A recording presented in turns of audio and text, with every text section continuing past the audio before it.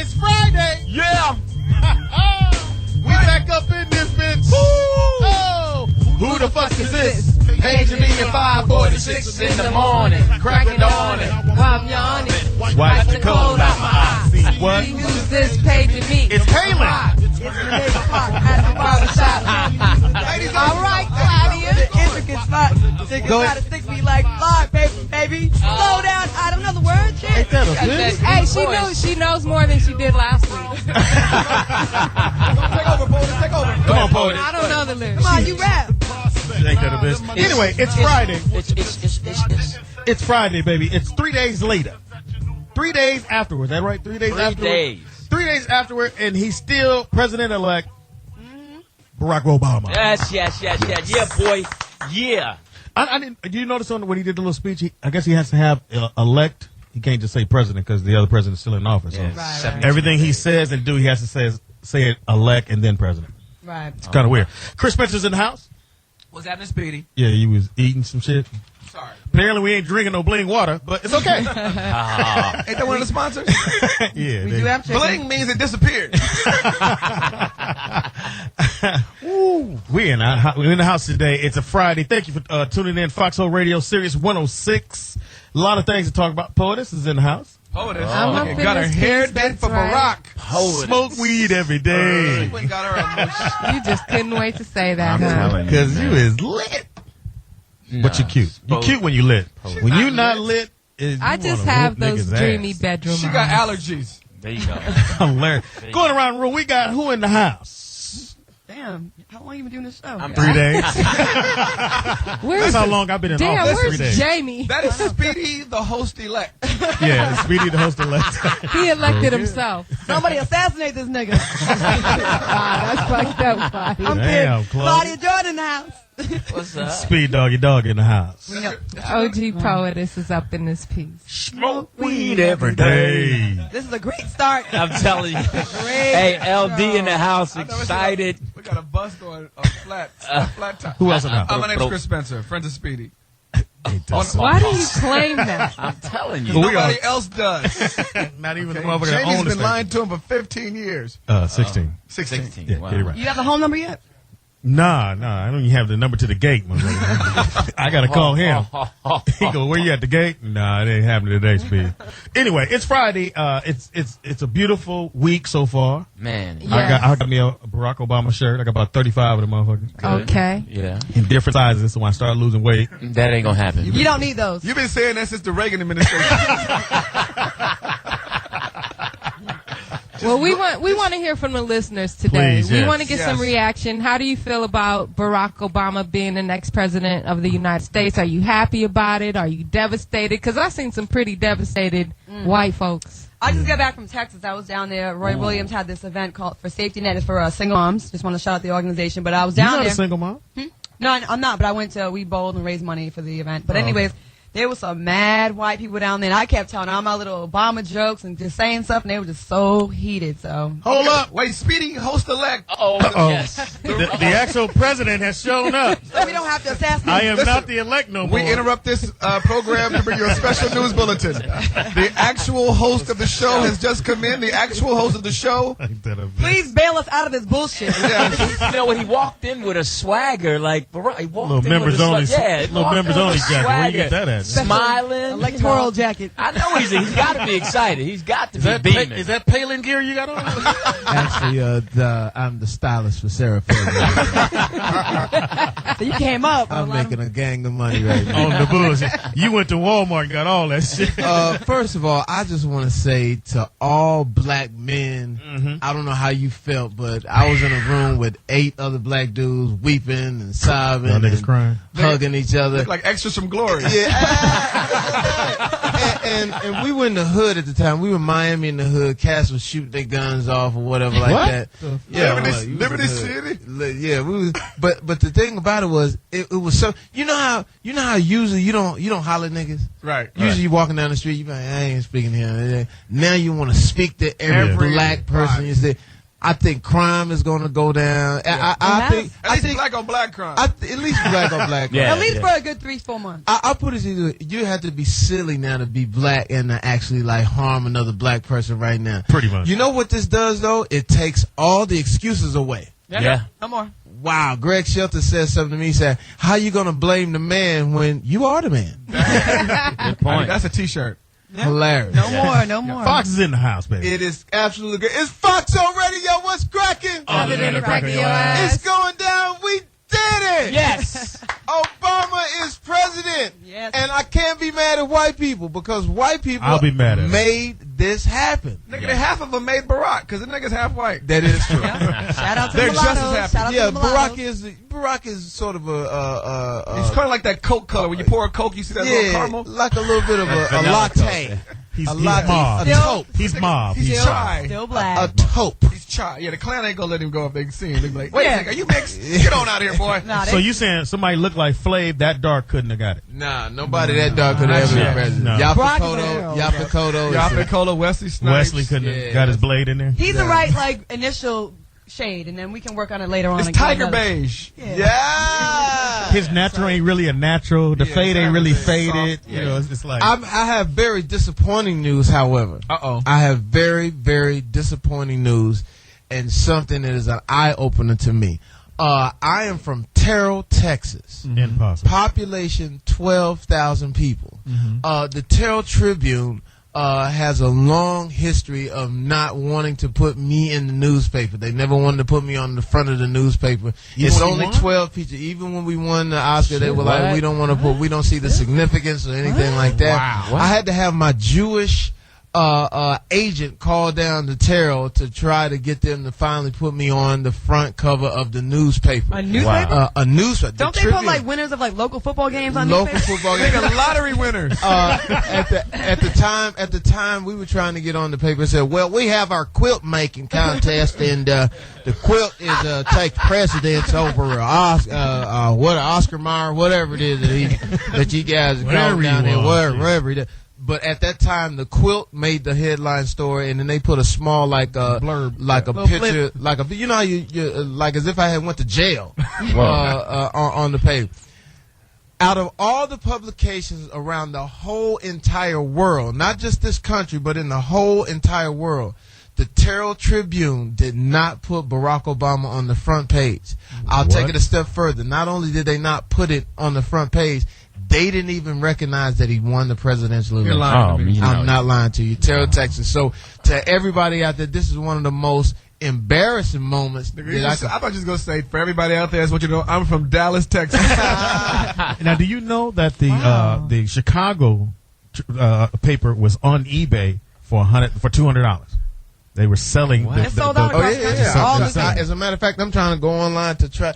But on this note, to all the good Terrell people, all the good white people, All and good 5 of black y'all. people, and Hispanic people, it's just embarrassing for you because now you don't have a keepsake. We're going to look back on this day in history, and you don't even have it in your newspaper. If anybody is listening now from Terrell, could you please call in 8772-106-106 is the number. or the Dallas area or anywhere and just give us your take on what you think this is. What could it possibly be? Is it racist? Is it Democratic against Republican? But how can you? I'm a Cowboy fan, but if the Cowboy fans lose, I still got to report that. Yeah, they lost Sunday. Yeah, you can. Yeah, go ahead and start reporting. Start reporting. I just got back from Dallas I today. didn't know was if you down got there the for an report. Yeah. So mad. They're mad. They're just mad. It's just amazing. Now I hear it. Flower Mound, Texas. Where's that? Flower Mound, which is not that far from Terrell. Flower Mound.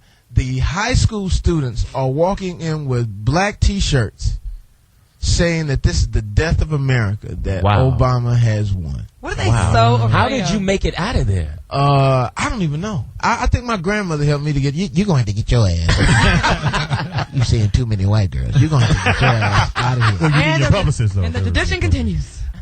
No, I don't. You know what? I don't know how I got out of there, but to my friends in Terrell, to Gilbert Willie, to Mitchell Duncan, to Nina Bates, and not only my black friends, but to Kyle Muscola, Kyle Glasscock, and God bless his father who passed away not long ago.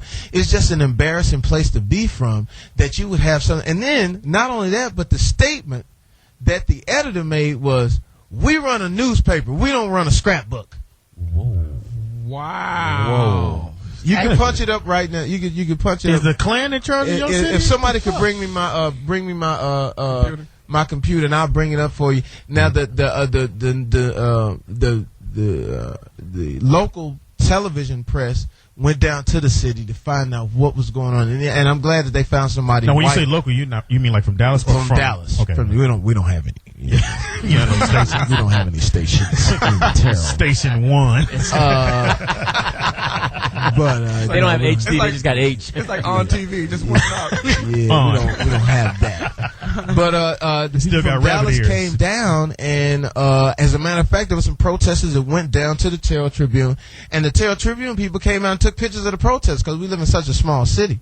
I don't know what they were taking the pictures of the protesters for, but it was just amazing. I don't. Because they'll be on the cover. Another story. Okay, my friend in Atlanta. This is just to give you something that's going on. My best friend in Atlanta, Gary Johnson. His kid goes to a private school in Atlanta. They banned the children from speaking about the election. Whoa. You cannot speak about who won the election. If you speak about who won the election, you will be taken out of school. What? And how old are the kids? The kids are like 9, 10 years old. How is that legal to take away the freedom of speech, though? Yeah, that's freedom of How speech. is that? They said we want to ban. We don't want to hear anything about Barack Obama winning the election. Wow. But if it became one, it's all day long. Another story. There is a elementary school where my friend has his kids in Texas. Said, no, this is in Atlanta also. Said that the little white kids came in and said that my parents told me that Barack Obama is going to round up all the white people and put them in jail. Wow. Wow. Well, yeah. How did they get that information so early? We were just going to put them on the plantation. I wasn't putting them in jail. Who leaked the information? But who told? So it's just it's an absolute amazing thing. I mean, I knew that there was racism, or I knew that there was it's all hate fear. out there. It's all but fear. Just to see it in your face like that. But just to see it in your face like that, and to have it like, and to everybody listening, Barack Obama did not just win for black people. He doesn't have a magic black nigga wand that he's going to wave. Or magic marker. Although 95% of us did vote for him. Yeah, 96 of course. But in the last even election, at 95%, that doesn't mean we're going to sway Virginia or Ohio.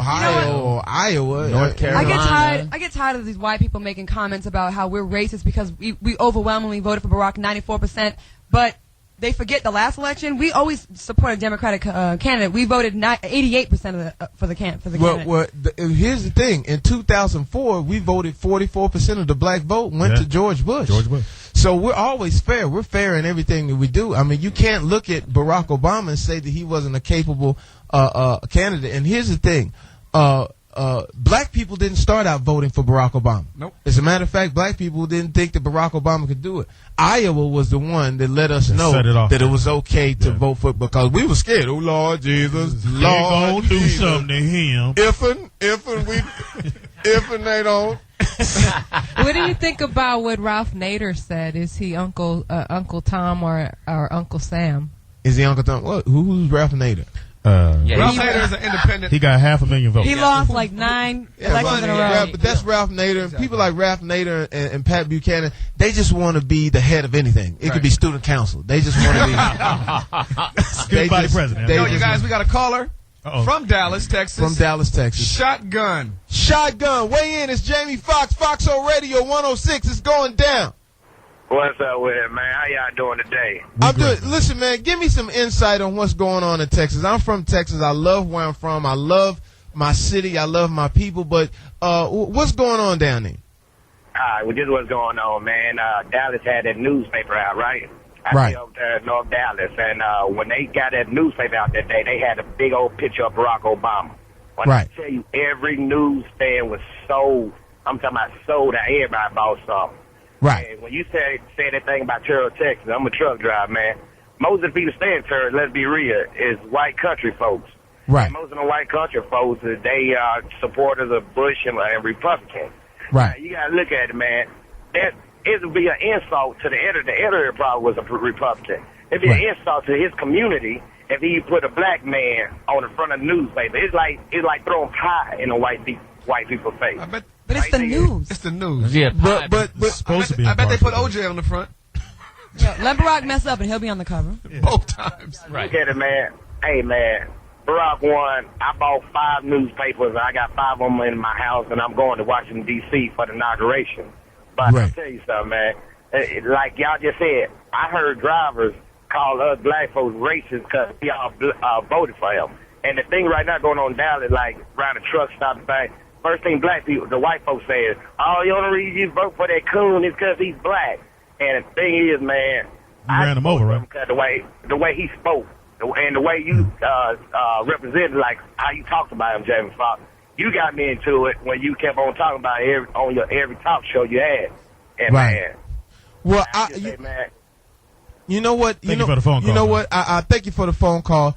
I guess I've been in the dark, and I guess I'm just waking up. I guess just because Barack Obama is president doesn't mean that racism goes away, and that it's going to still take us a long time to I guess get to that point. But he is the president of the United States. I mean, free world. You got to understand this, that I wasn't really happy and hunky dory about George Bush, but I didn't say white people were racist because they voted for George Bush. It's just an amazing thing. I mean, I guess we got a long way to go, but there are a lot of people that are white that are absolutely fantastically head over heels with Barack Obama. So that's what we have to celebrate. I'll say it again. So we need them to call in. I'll say it again. Black folk, we didn't start out voting for Barack Obama. We didn't start out supporting him at the outset. But it wasn't until he won Iowa, and then people took the time, and a lot of people really were like, "Is he really the candidate for us?" And I think that they're not giving us the credit that we deserve. But Barack Obama is president, and I'm not gonna let that bother me. Right. Yeah. I'm gonna just roll on with it. But if we got any people from Terrell that are listening, call please. And if you are white and from Terrell, please call in and just sort of weigh in on it and let us know. I know one thing. It was a very emotional time for us.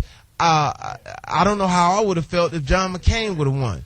So I'd have been a little upset. It was very much, and I think that John McCain did a little bit of a disservice. And what he tried to do, which I thought his speech was eloquent, when he gave, his concession speech. His concession speech was incredible. But if he had more of that in his campaign, from day I one, think he would have done better. But I think what McCain and Sarah Palin did, they really demonized Obama to the point to where they got people turned on. Like even when McCain was trying to say something nice about Obama, they were booing, and he couldn't turn the machine off. Yeah. So I think that was a little bit of their doing when they got everybody in the world that is white and Republican, like, really angry at this guy. So I think it would be great if McCain were to sort of lend his help to sort of ease some of the tension. Stretch his arms out. Hilarious. Reach out and touch. Hilarious. Well, it's funny because McCain, the same kind of tactics they use on Barack this time around were used on him in 2000. And he hired those same guys. And he didn't like it, and it just kind of. And they ran a very old campaign, like old slogans like Joe the Plumber, right? And Hockey Mom and Pitbull and Maverick, and it was like this was what kind of it was the Maverick. oldest. What is a Maverick? Can we get a definition of that? We didn't hear any of that from Barack's campaign. They were just like, man, it's the 21st century. And the other thing I noticed is when Barack did his acceptance speech the other night, when he mentioned McCain, none of his people, you didn't hear them booing McCain. More class. We had more class. Plus we won. So they didn't hear me boo. Well, we got a caller. We got Keen from Atlanta. Keen from Atlanta. It's Jamie Foxx. Foxxhole Radio is going down. Speak on it. What's happening, people? What's happening? What's happening with it? Yeah, this is the deal. I'm a truck driver too. I was listening at Shotgun, and as we was coming through, and we were stopping at every little small town picking up newspapers. And the strange thing about it was all of the newspaper bins were full. And even in my little hometown right outside of Atlanta, in Madison, the same story as in Terrell, Texas. No pictures, no headlines, no nothing. So you mean to tell me in Madison they didn't put Barack on the front of the newspaper? Not at all. Wow. So what does that say? I mean, you out there. I mean, you know, and I'm from Texas. I mean, but like I said, I love where I'm from. I just didn't expect it to be there. What do you think it is? I actually think, you know, like you said, you know, it's a pie in the white people's face. You know, I think it's that old regime that don't want to let go. I think that's and it was a sweet potato pie. That's what really pissed them off. I think a lot of it is they think that we hate them because of, you know, they have some back guilt. So they think all of a sudden now we're going to attack them and try to, you know, do what they've done to us back to them. So there's a fear. What do the white truckers say to you? Oh, it was McCain want to recount because he think it was nigger rigged. I mean, just crazy shit. That's funny. I like that one though. Well, you know, you got to give you truckers props that you don't react to that you keep doing your y'all thing. ain't ran nobody over yet. Yeah, that's ran a motherfucker over. Yeah. But the thing is, again, like Jamie said, it wasn't a black vote that put him on the top. He got the highest white vote from any Democrat in so long. So, like, quit putting the blame on us. Yeah. Check your cousins that live up north. Check your cousins that live in Florida, Colorado, New Mexico, Nevada. They did it. It's Jamie Obama. Jamie Hussein Obama. Jamie Hussein Obama. It's Foxxhole Radio, and in the house we got Claudia Jordan. In the house we got Speed Doggy Dog. In the house we got OG Poetess. Smoke weed every day. In the house we got LD. And in the house we got Chris Spencer. Yeah. It's going down. Time to let it out. We got a caller. Yeah. Rodney from New Mexico. Yeah, they did. They took care of their business. Rodney, holla at us. ¿Qué pasó? Yeah, Jamie. Hey, yeah, this is Rodney, but actually I'm from down Texas. Been there all my life. I just happen to be in New Mexico right now. I'm a truck driver. It's a truck driver day, I guess. Yes, it is. Speak on it. Hey, I don't know why you're surprised about what Terrell, Texas did and the people of that area. Dallas is one of the most racist cities I've ever been in my life, and I've been halfway around the world, Air Force, truck driving, the whole works. So that's the nature of the beast. Wow. And it hasn't changed. I'm 55 years old. Has not changed in all my life. Yeah. Wow. You say grassy knoll? Yeah. So you're telling me that things just aren't going to change in my fair city, Terrell, Texas, no matter what. Oh no, Jamie, ain't no way. Unless you gonna run for office, Fox. What do you? You're the biggest change that ever came through Terrell, Texas. Wow. Well, you know what? I mean, what do you? Let me ask you. What do you think I could do? Do you think I could go to Terrell and I don't know, have a parade after party or barbecue or after party? What can I do to get white folks to just ease up? Hey, if your Oscar did not get you any respect down there, nothing else will. Wow. Obama Buy the town, Jamie. Can you buy the whole newspaper? Buy the newspaper. You got paper. My movies ain't doing. Well, the album did good. You can buy something. Keep doing a little more Ray, a little less stealth. Yeah, there you go. You know what I'm saying? It's just he can't do a little bums. short right now. You can't do bums too. Well, you know what, man? I want to appreciate your call, man, and Appreciate it too, man. keep hanging in there, man, and Truckers. Keep hanging. I'm still going to represent Texas, man. I still got love for Texas. I still got love for my city, for the black folks, for the white folks, for everybody there. I think it's just a few folks, man. It's just really sort of ruining it for everybody. It's an odor they don't want to let go. You know what? Maybe we just need to come down there and get our own newspaper. How about we need to come down there and get our own. Call it the Foxtrot. Yeah, call it the Foxtrot. Yeah, it's a Foxy. Or Jamie, Fox Alert. Jamie, you can go down there and maybe bed all the publicists down there, and maybe put some mulatto babies on there.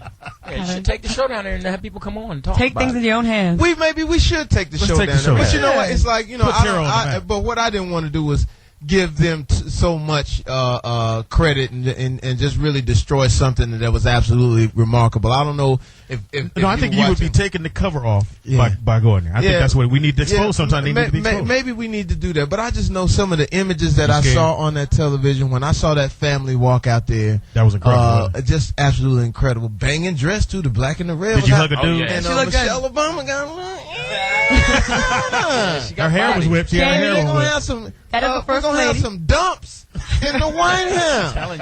You know they got mad at what's his name, Michael Eric Dyson, for saying that. What he say? There's gonna be some ass in the White House. Yes, it's gonna be some ass. Now look, now they can't get up in the White House and not have no jokes in there. God damn it! You know they're gonna have a curling iron I on was the kind of stove. hoping that McCain. It's gonna be a hot iron on the stove. I was kind of hoping McCain won just so I could get some jokes off this motherfucker. I mean, Barack ain't really got nothing funny about it. He got everything's gonna be racist. I wish it was just some regular jokes about him, but there aren't. Everything's just got to be too perfect. pertaining to race. He looked like a black Mickey Mouse now. Don't get it twisted. No, he's a good-looking guy. It's gonna be the ear. He does have a good looking guy, but he can hear us. Right now. He's all ears. The White House staff, the turnaround's gonna be interesting because they're gonna have the new barber coming in. We have to get his haircut. Yeah, got to get the new barber. Oh, so the one white dude been there for the last 30 years. He gotta He can't do a fade. He done. He don't have that picture on the wall. Man. With all the brothers with the fade. And you know what? Barack was so cool. You know, he's the coolest one. Because I couldn't have done that. If I'd have won, I'd have been. I'd have came out like, I told you, bitches. I heard he was. And I'd have had 50 Cent come out, thump, go, nigga. It would have been pandemonium. I heard he was taking the bowling alley out and putting in a basketball. Got to. Hilarious. Nigga, he should just hoop on the bowling alley. And slip bust his ass. But yeah, he was really calm. Like But listen, there was a pause before he came out. I'm sure he was back there like overwhelmed. I'm sure he was back there. Like, nigga, for real? Nigga, I got Virginia. Doing the Hollywood show. What's the show? Electric Slide. Yeah, He's back there doing the electric slide. I'd have Crip Rock all the way out to the end. Nigga, I would have came out and said, I want to thank you and I can't wait to serve you. Assalamu alaikum. I'm just kidding. Shout out to Farrakhan. I'd have came out. Who's signing this? Here's my Reverend of Defense, my Minister of Defense, Reverend Wright. Come on out here. Yeah, we still cool. I was fucking with y'all. All the world leaders are coming out though, even like from Cuba, Iran. Yeah, they all called him. You know who called Sarah Palin? Who? Marshalls, Neiman Marcus. They want their shit back. Get my shit. They want their shit back. Oh, that's Chris Spencer shit? Yeah, it took it hard. Oh, damn. You stealing jokes. We repeated like 9 times. Hilarious. Great joke. How it go? I didn't know that's what she was about to do. Sasha's so cute. Well, you know they're saying now that Sarah Palin didn't even know that Africa was a continent. And she's firing back saying she knew. What did she think it was? It was a country. Yeah, she thought they told her to name the 7 continents. You know she what? went Compton, Carson, San Dimas, Terrell, Texas, Alaska. You know what? I mean, just to be honest, in retrospect, he blew it. McCain blew it when he picked her. That was a bad one. That was a bad. Now, if you'd have picked Mitt Romney, we'd have been in for it. Yeah, if you'd have picked Mitt Romney, especially with the financial That was problems. like when Portland missed out on Jordan and took the other Sam one. Bowie. Yeah. Remember when Sam Bowie was like, ooh. But he was nice. Don't sleep. Fox, we got special guests in the house, dog. Who we got? Guests in the house. Omar Benson Miller is in the house kicking it with us on the Foxxhole, y'all. Give it to us, man. Let people know what you're doing, where you from, and how it's going down. What's up, y'all? Fox, thanks for having me. Yeah, man. It's your boy Big O. I'm an actor. I'm here. I feel like I'm at home. Yeah, I man. know Chris for a minute. Yeah. We ain't up on the cracked chicken, no though, jokes so. yet. Yeah. Yeah, I think y'all did that on purpose. It's a good thing I'm on my diet. Yeah. Oh, it's all good. Oh, you want to try it? You want to try it? Really? Oh, diet. I'm sorry. I guess that's one big brother to another. Tell us what it was like working with Spike Lee. Yeah. His last film he just did, Miracle of St. Anne's. It was great, man. Spike is real confident as a director. He knows what he wants. He knows when he's got it. There's no Hollywood hierarchy when you work with Spike. He's the one. Like, you go there, you got a suggestion. It's either all good or you're going to smash it. Really? You don't have to go to the producers and get rewrites and this, that, and the other. It's just Spike. Spike Lee, man. That's incredible. Now give us some background on the movie. The movie is Miracle of St. Anna. It's about the Buffalo Soldiers who fought in World War II, died for the country along with everybody else. They got left out of every Hollywood movie that you ever seen about the war. And he also did The Express, too. The movie Express. Oh, he's done too many movies. Doing this, Transformers, 8 Mile. doing this He was film. hilarious in Transformers.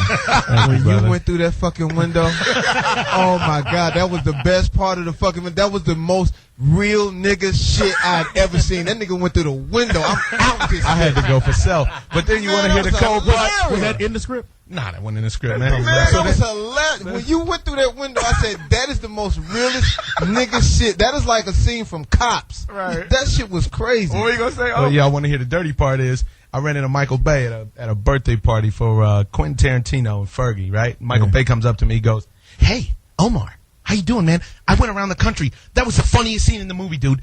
Everybody thought that shit was hysterical. I was like, oh, cool. Yeah. Never heard from him for Transformers 2. Wow. They never hot. They thought you died in Transformers 2. I'm serving a life sentence for terrorism, I guess. Yeah, you and Terrence Howard. It's crazy. I saw him crying at Roscoe's. I thought he was crying because the album was playing. Yeah,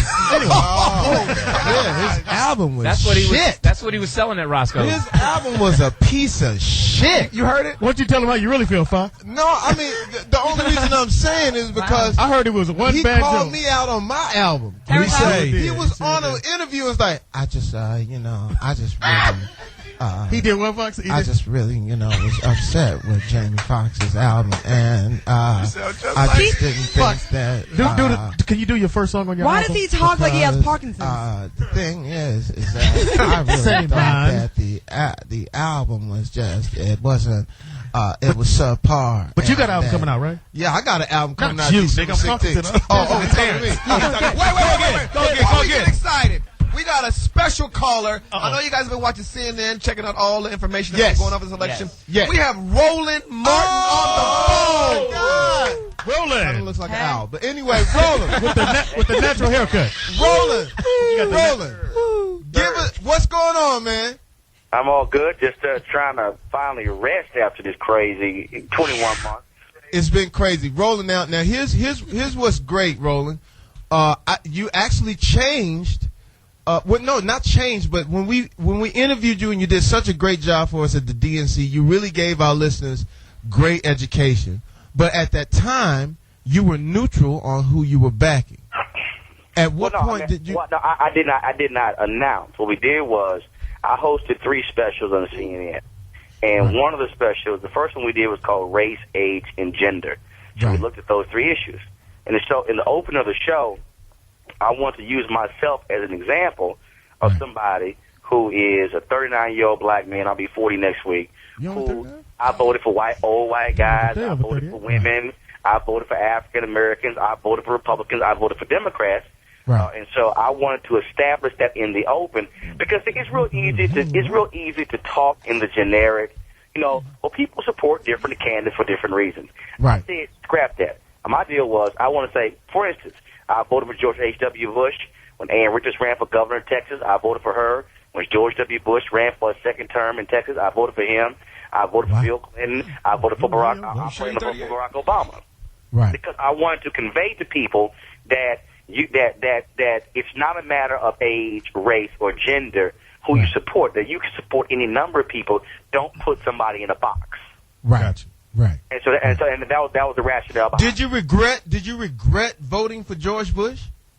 No, because here's the deal. When George W. Bush was governor of Texas for 6 years, I saw him up close and personal. But he was a horrible governor. You got to admit that. No, it wasn't. First of all, Texas is a weak governor. So all the power in Texas is the Speaker of the House and Lieutenant Governor on those 2 positions.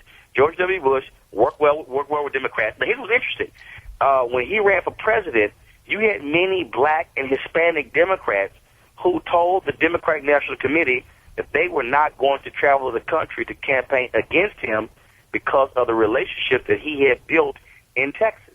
Right. I remember State Senator Rodney Ellis, he said that, he regretted that. He said, but his expectations for Bush were far greater than what we actually ended up with because he based it upon his 6 years as governor. Right. So he was not the ideologue as governor that he was as president. And in fact, one of the things that a lot of black folks around the country fight for equal funding of our schools, Bush tried to change the property tax system in Texas to equalize school funding, but his own party killed it. So there were efforts that he did as governor that people said, you know what, man, that ain't bad. I like that. Yeah, but where did he go wrong, Roland? He went so wrong. The people on death row didn't like it. Well, I think the biggest thing he did was, first of all, is you get all those neocons who had their own view, and frankly, he just took this whole. He talked a good game about being bipartisan and working with the other side, but he clearly was like, forget that. I'm just going to put my own imprint, and I think in many ways, first of all, I don't think you can even compare his presidency to his dad. His dad understood foreign policy and diplomacy. He understood work with other nations. Because people forget, George H.W. Bush was a UN ambassador. He was somebody who traveled the world. He understood how important it was. He also headed the CIA for a year. He understood how to work with other countries. His son did not have any of that. I just think that he tried to put his own imprint that had no reflection on any common sense whatsoever, and I think that's why he's going to go down as one of the worst presidents in American history. Wow. Well, you know what, Roland, I gotta respect what you're saying. I mean, to voted Republican and voted Democrat. I mean, that really is a great example of black people voting their minds and their hearts, and not because of race. And that's what we're dealing with right now, because we're getting some backlash from people saying that we only voted for Barack Obama because he's black. I mean, I did. Well, I mean, you got crazy people like that. But but she's also. I'm trying to get black people also to be smart. I'll give you an example. In Texas right now, there's a brother named Michael Williams. Michael Williams is chairman of the Texas Railroad Commission. He's African American. Now, he's a Republican. Now, people say, well, we didn't like Michael because he's against affirmative action. First of all, you know what? I got 20 issues on my plate. I ain't going to vote against somebody because of one. But here's what's interesting. If Kay Bailey Hutchinson chooses not to run for senator, Michael may very well run for her seat. Now, here's the deal. John McCain beat Obama by 800,000 votes in Texas. So, you know what? It's going to be a Republican senator. So here's the question I have for black people. If we think that no doubt there's going to be a Republican senator, do we vote for the Republican senator that we want or the one who's going to win anyway? So I fundamentally believe that what black folks ought to do is we ought to vote in the Republican primary for the brother. Because he is going to it now. We might disagree with him on, let's say there are 10 issues, and we disagree with him on 6, but agree with him on 4 issues. More than likely, the person who may win, we're going to disagree on 9 issues out of the 10. Right. So when you're making a decision, it's who do I have more in common with? Who can I get more out of? As opposed to saying, oh, he's a black Republican. No, see, I look at people, I look at issues, I look at who could be more of my ally. Not 100% of my ally, but who could be more of my ally. Right. Louis Dix has a question for you, Roland. Hey, Roland. Hey, how you doing, Roland? Real quick, what do you think is going to be the number one thing that Obama's going to have to tackle when he gets in the White House? Economy. I mean, people, we have a crisis of confidence in this country. And so I think the reason the election turned, obviously Bush was in power, Republicans were in control, but Obama, his attitude, how he carried himself in the face of that crisis. John McCain lost his damn mind, tried to suspend his campaign, which was a joke. Okay, he never did it. I mean, he looked erratic. The economy is critical because, again, when people feel like their job is going to end, when they feel like they don't have any money, they stop spending. And when in America we stop spending, all of a sudden our economy goes down. And so that, to me, is the critical issue that we're going to face. He has to focus on the economy one. If he is able to make some positive movements when it comes to the economy, it's going to set him up and give him tremendous strength to be able to drive home some of his other policy issues. And then, Roland, explain, he chose Romney Emanuel as the White House Chief of Staff. Explain to us exactly what that cat's job is, and is it as powerful as they say?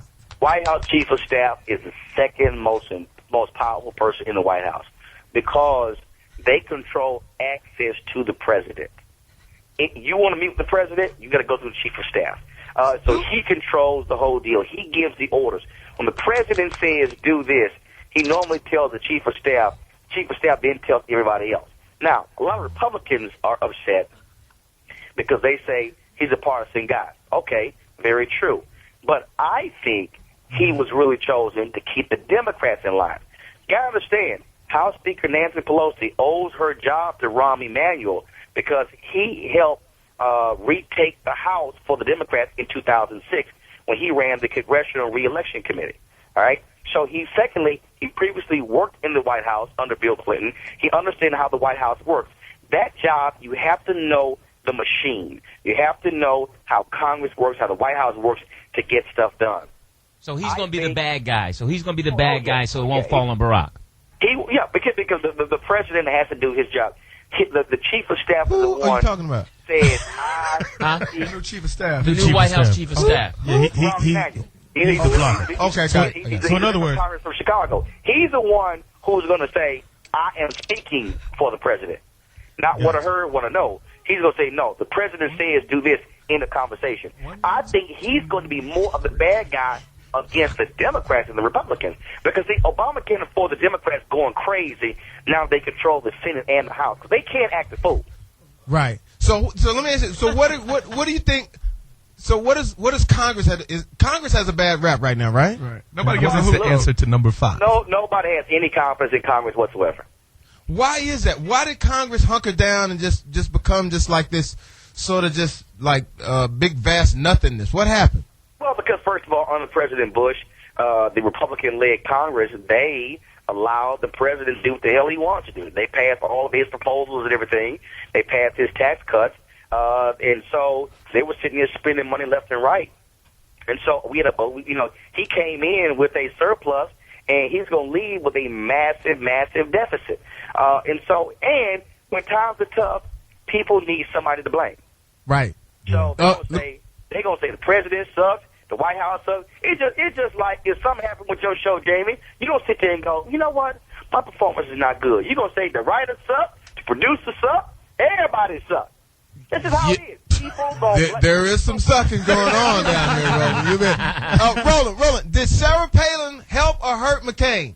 No, I think first of all, I put it to you like this way. I haven't gotten much sleep this week. Oh. So if I grabbed a Red Bull, you've been in Alaska. That'll help for about 6 to 8 hours. Right. But at the end of the week, I'm gonna fall the hell out, just crash. Right. Sarah Palin was like Red Bull to John McCain. Wow. She helped him for like 2 or 3 weeks, brought the energy, the excitement, and the headlines, but in the end, she crashed and burned because John McCain was winning well with the issue of experience. He was tagging Obama's head. He ain't experienced, can't handle the job. The moment he chose Sarah Palin, the experience question went off the table. And decision making too. You can't hit Obama on experience when you got clueless experience over here. Wow. Wow. Clueless who? Amazing. Roland Martin, ladies and gentlemen. Yay. Roland. Hey, Roland, man, we appreciate you, man, calling in, man. We watch you all the time, man, and it's a great moment in history. Yes. And let me ask you this. What's your take on this? I'm from Terrell, Texas, and in my town, they did not put Barack Obama. Huh? Oh, man, I saw their report by WFAA last night. And matter of fact, I actually sent an email to the people at CNN to alert them of that. And they actually did the story on it. And I told them that when you were from there, for them to reach out to you through Greg. First of all, I think the publisher of that paper is a downright fool. To sit here and say, well, it's not race because the commissioner in the race he put on the cover, he's black. No, that was a deliberate attempt.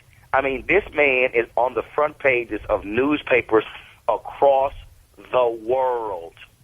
Not only that, this shows you how stupid of a publisher he is. Because I had my pastor's wife sent me a text message for me to buy that paper in New York. Dude, they were all sold out. They have sold out of Obama papers in Chicago, Atlanta, Detroit, New York, Washington, D.C., Houston, Dallas. So if the publisher was smart, he would have put Obama on the cover so that something becomes a keepsake and folks would have bought up all kind of extra copies. He's stupid. That was nothing but a slight and saying, no, we're not going to put this Negro on the front page. That was an abomination, and he can spin it, he can flip it, he can slap it and rub it down. Oh, you need a body bag. He's just a plain fool. I'm sorry. I'm not buying that nonsense. There you go. Roland Martin, always keeping it real. I love watching you on CNN because when it swings to you, man, I know I'm getting the real deal. Roland Martin, thank you for calling in, man. It's a blessing, man. And bless you, brother. All right. It's Foxxhole Radio. Radio. What's cracking? Other than the crack of your ass. It's going down. Now, Roland looks a little bit. You tripped when I said he looks a little bit like an owl, didn't he? Yeah. But he Jamie. He does just a little bit, right? Yeah, Fuck you, You Roland. think he's owl-esque? No, he does. Roland, when I first saw him, I didn't know him at the time, but when I first saw him, I said, who is this dude? It looks like a thought it was the Tootsie Roll dude. How many That licks is did it take to get to a Tootsie Roll Pop? One, 2, 3 licks. Oh, my God. So you trying to say that? Anyway, it's There's no going scarecrows down. by What is that? What's that? Right now- We gonna take a break and we coming right back, man. But I just want to say this: Barack made a great speech and he said that he is the president for all people, and I think that he's way bigger than just being a black president. Yep. I had this situation where I had to go speak to Sidney Poitier in Phoenix. No, it was in Palm Springs. And I was supposed to go up and say this speech about Sidney Poitier, and I looked out in the audience because I was going to say this beautiful black thing about Sidney Poitier, and in the audience was all white people that were just as inspired and that loved Sidney Poitier just as much, if not more, than I did because he was from their era, and I had to rearrange my speech to encompass everybody because he belonged to the universe, and that's the same thing with Obama. He belongs to the universe. He's not just our black president. He's the president for all people, all races, all genders, except for gay marriages. Call in because you're mad. the whole Sunset Boulevard smells like booty right now. 'Cause they've been marching their ass off. It's 5 dicks. What's your song? Switching. No Vaseline? Dance with me at the disco. Come on and dance. We'll be right back, y'all. Come on and dance. Now come on. Hit me hard. Wanna get married? Wanna get married? Not to me. Wanna get married? Nah. Somebody said you did a remake on your album. That's my remake is Make It Grill. George Foreman Grill. Oh my Well, God. you know, and just before we went to break, it's Foxxhole Radio. There's been marches up and down Sunset Boulevard, Yes, and Santa Monica. and I was stuck. I was caught on Sunset, Picking up somebody. what? Giving somebody a ride, Eddie Murphy style. Where you going, I'm Jamie? trying to see if I can get a little miscellaneous head, A little reach around. You a gotta get little a reach around. impromptu reach around. Being a good Samaritan. Just while I've been But trying. they were so passionate when they were marching, and it was just little move? tight V-neck shirts and Great shoes. and great little little tight little skinny jeans, Scarves. and shit. That's the skinny A jeans. gang of scarves and shit, and then the tenors, like the real lesbians, the real. They fine. There was some fine lesbians out there. Blue Yeah. Dicks, maybe that's where you can get a girl. But we discussed. I mean, Why you so mean, I That's my honked job. because they said, you know, if you're down with us, I was just honking to get a reaction out of it because every time Now I you're on honk,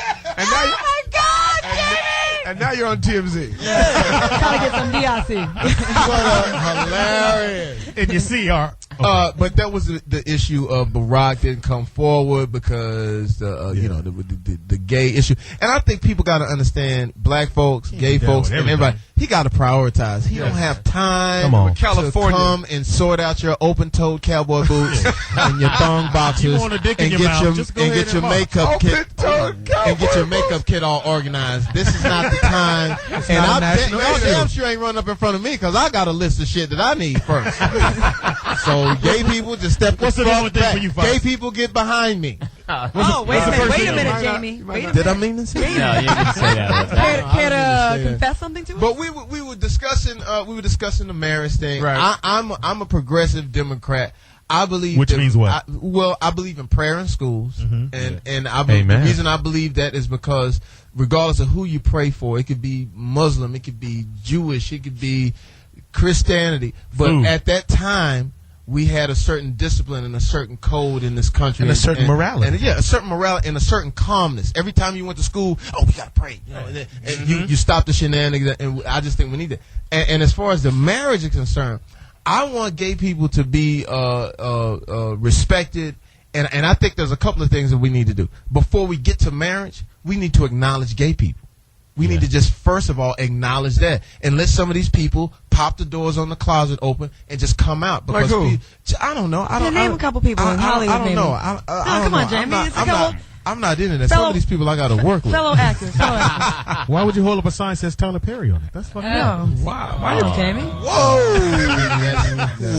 So you don't want to do a guest appearance on House If you're going to do a joke, just take responsibility for yourself. Okay, I could be working with Tim. You're not going to be in Meet the Browns 2 now. Exactly. You're not going to be on House of Pain. That show's still on? We got to go. But before we get into our issue of the gay marriage and Barack Obama and the black and the white and just everything, we got to go to the poetess who smokes weed every day. She has an announcement for Bud Light. And some cookies. Hi, guys. It's the Poetess, and we're excited to tell you all about our sponsor here at Foxxhole. Everybody raise your bottles and welcome Bud Light as the sponsor, the Foxxhole. He's the plumber. We like to have fun here on the show, and that means Bud Light. It's the #1 beer brand in America. The largest. Woody Woodpecker. And the #1 beer brand here on the Foxxhole. Bud Light is refreshing and great tasting with the smooth drinkability that we all like. So if you want to party, you need Bud Light. Make it the brand you enjoy whenever you want to have a good time. Bud Light. Bud Light. We got a caller on the phone. Okay, Drinkability. yes. All the way from Boston. Boston 617. Boston, Mass. Faneuil Hall. Faneuil Hall. I used to kill that place. Did you kill? That was a beautiful place. We got Larry Jordan, who's actually Claudia Jordan's brother. Right. You have a brother? Yes. I didn't know you had family. Is he whiter than you? I mean, is he lighter? Or I got all the color. He's real. He got that real mulatto shade of yellow. Larry, it's Fox. Speak on it, baby. Larry Jack. Hello. What's going on, man? How y'all doing tonight? How you doing tonight? Man, good. You know we love your sister, man. She's the greatest. Awesome. She's Let blessed. me start off by saying you got the wrong Jordan on air. Oh, nigga, please. Yeah, y'all sound just man, alike. I was just about to say that, Claudia. Your voice is deep as hell. It is? So what's going on with it, Larry? Holla at us. One, she had a difficult time speaking in front of others. I'm free on Friday nights. I'm looking for a Friday night gig. You need to Nigga switch trying to Jordan. That's what I love, man. Brother and sisterly love. Larry, what's going on in Boston? You know, I heard what y'all was saying about racism. And some things that kind of stood out in my mind, particularly up here in Boston. If you know, Boston has a long history of having some real racist neighborhoods, particularly the neighborhood that my wife and I live in, and also the neighborhood that I teach in. Right. And it's just been fascinating to drive around my neighborhood and see all my neighborhood, Irish Catholic neighborhood, and see Barack Obama signs all over the place. Wow, that's great. You know, you almost get emotional when you're driving home from work. You know, we moved into this neighborhood. Second night we were here, tires were slashed, but then we have a black president office, and feel like my neighborhood, you know, played a role in that.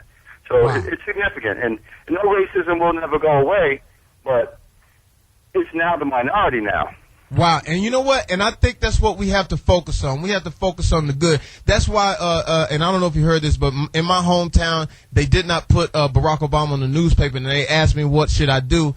And a friend of mine told me, said, Fox, just leave it alone, let it go away. Those are the small things. The bigger picture is that 61% of white folks voted for Barack Obama.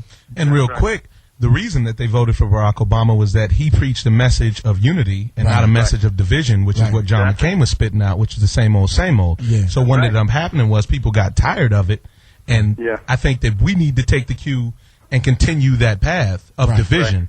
Because I hear a lot of niggas running around talking about, fried chicken about to be the national bird. Now we about to get a rebate.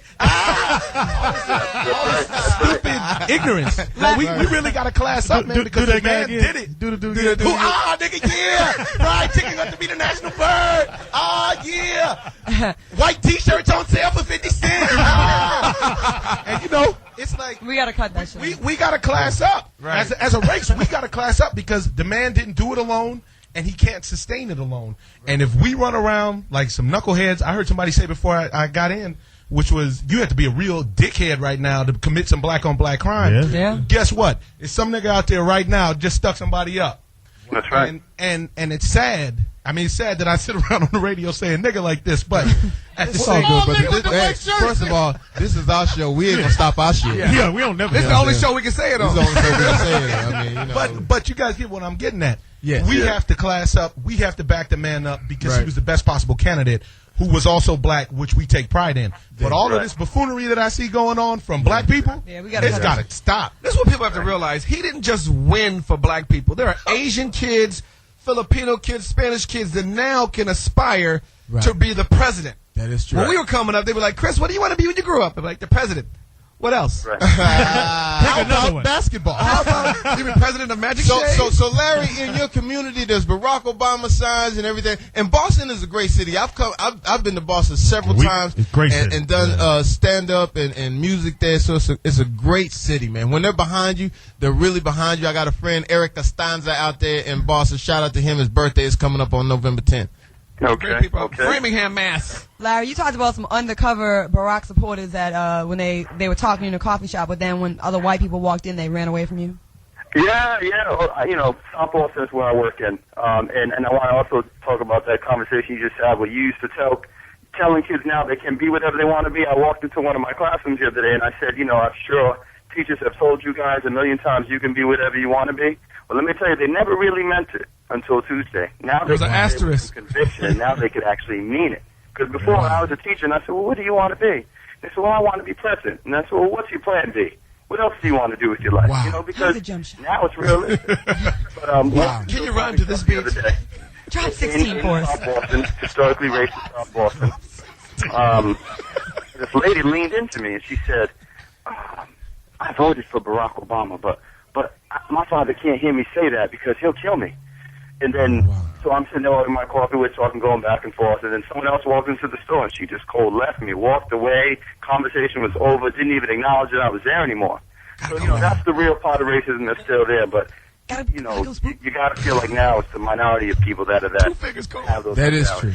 Got to die. Well, you know what, Larry, I grew up in a very racially charged city. Terrell was a very, very racially charged city. The railroad tracks separated the south side from the north side.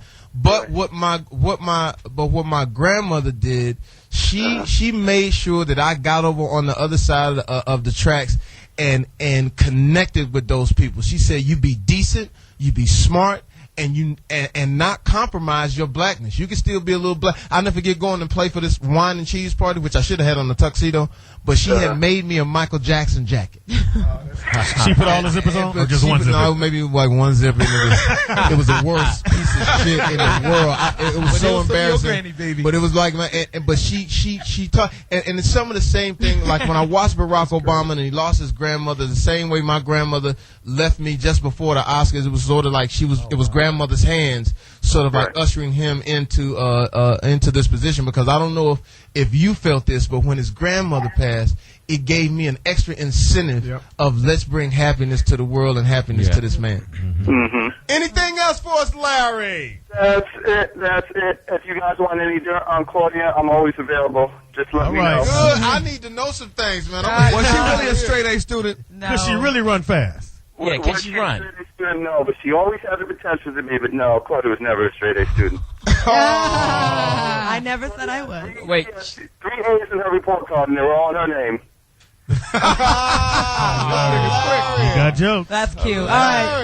All right, man. Thank you, Larry. I've never seen her lost for words. Look, Jamie Foxx. I don't know what to say to him. I'm just like, Foxxhole Radio. Claudia Jordan is tongue-tied right now. I'm telling you. And Larry did it to her, man. Yes. Anyway, so I made this statement yesterday, and I'm in Hollywood, and I made the statement yesterday that I didn't vote for the marriage thing for the gay marriage. For one, it was worded weird. And I didn't know what I don't know if I was voting. Like, do I sign this? Am I gay? I didn't know what was going on. Did they take your picture when I was you just signed protecting my ass. Literally. I was protecting my ass. Literally. if you vote no on it, you're. I didn't know what was happening. I thought if I voted yes, then that means I had to confess to what happened in Boy Scout camp. Anyway, I think what they were saying is that. Let me pin this on you, Jamie. But what they said, Jamie, is that Jamie in your tent. That when they put this initiative back on the table, probably 5 years from now, they're going to have to change the name and not call it them being married. They got to call it, like you said, being a union. Maybe I like him. Now, if you're like gay and you're completely upset with me right now, and you just drop your makeup puff, call in right now. If your split-toe sandals came loose. Speedy, how do you feel about it? Ain't that a bitch? I remember when Eric Benet was here. You were quite smitten. but here's my take on it. I think the first thing we have to do is, I think and it's just my opinion, we're jumping too far when we go to marriage. First thing we need to do is allow gay people to just be gay. Allow them to not feel inferior about what they are. My grandmother did a great thing in church. The preacher got up and was speaking against gay people, and she stood up and said, "No, God made them sissies." Well, she called them sissies, but she had a nursery school for 30 years. So she raised all the kids, and like when we were coming up, some of us like to play with the army men, and some of us like to play with the little Barbies. We didn't know what it was, but she knew at that time. She said, she told them, I done caught little boys in the bushes for 20 some odd years. And they here. And I grew, and they she was like, and they in the church right here, right now. Say hi, Tevin. You know what I'm saying? So she was, now you got to understand how pioneering this was. This is in the 70s. Right. This is in the 70s when she stood up, and she stood up for gay people and said that they're born that way. And you know, I didn't know what she was talking about at the time. Maybe I was 10, whatever, 11. I didn't know what it was. But the significance is that I think that would be the first thing, is to just acknowledge that you are gay, and to treat them with respect, and to treat them, you know, like regular folks. You know what I'm saying? As opposed to there's a lot of people in Hollywood right now that just busting at the seams to just go decorate, busting at the little jeans. You understand what I'm saying? But they can't, because they feel like if they come out, everybody's gonna think, oh, something's wrong with them, and there's nothing wrong with that. Some of my best friends are gay. Like who? Speedy. Ain't that hilarious? Also, keep in mind, Arizona and Florida also. Those were obvious. They said no gay marriage. Also, California, I'm actually surprised. Actually, no, you got smashed last time. Here's the problem: there's California, and then there's San Francisco and L.A. Then there's Bakersfield, right. Stockton, San Bernardino. You know what I'm saying? Don't forget about Atlanta. But what I'm saying, and if you disagree with me, please call in and weigh in on this. 877. But California cities. But I'm saying this. I'm saying that you can't say marriage. And the reason I say that is because my definition of what marriage is this. Outside of California and New York, people get married to have kids. People get married to reproduce. You know, outside of California, and they don't want to have a bastard. So that's part of my definition of marriage. Homosexuals can't reproduce. Is that the right word? Homosexual? I think so. Yes. I can't say homosexual? Yeah, that's trying to right. help you out. Yeah. Or you can say FIGGOT. But figure. Which is really an East Coast pronunciation. Ain't figured. No, but so my thing is, allow them to have bonds, allow them to have rights and things like that, but don't call it marriage. I think they should come up with a different word. Let's pick some words. What is civil union? Isn't that what they're using? But it's not recognized, though. Real quick, though, I think part of the reason they got smashed in California as well is because what they are trying to do with the term marriage is force not only everybody, but every organization to recognize the marriage. So what in turn would have happened, which is, in my opinion, why it got shut down, was a church, the Church of God in Christ, would have to marry two dudes. Pretty much. At which point, if they say, "No, we can't roll. The Bible's against that. I can't really roll." Oh, really? We're going to take your nonprofit status. You're not a church. You guys are discriminatory. You're racist. Right. So what happened is the Christian radio, the Christian right, most religions, most faith-based religions, all got together Mormons, and like, man, y'all ain't going to take our, make us marry gay people. Well, here's where I disagree with church folk.